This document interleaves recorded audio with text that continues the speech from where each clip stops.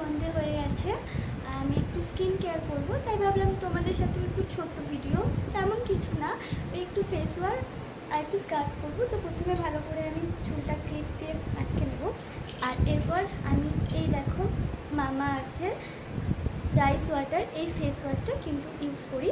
এই ফেস ওয়াশটা কিন্তু প্রচণ্ড ভালো, মানে এটা প্রচণ্ড ভালো, মানে আমার স্কিনে তো প্রচুরভাবে স্যুট করেছে।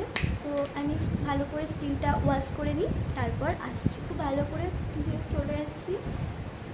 এবার আমি যেটা ইউজ করি ফেস ওয়াশের পর সেটা হচ্ছে লোটাসের এই স্কার্ফটা। ভালো করে পুরো মুখে আমি লাগিয়ে নেব। এটা কিন্তু আমি রোজ করি না, মানে স্কার্ফ তো রোজ করা উচিত না, আমি সপ্তাহে এই 1 দিন কিংবা 2 দিন কিন্তু অ্যাপ্লাই করি। আর ভালো করে কিন্তু গোটা মুখে লাগিয়ে নেব, বিশেষ করে এই নাকের এই জায়গাগুলো, কারণ এখানে তো আমাদের ব্ল্যাক হেডস থাকে, তাই ভালো করে অ্যাপ্লাই করে নেব। আর তার সাথে কিন্তু অবশ্যই ঘাড়েও নেব।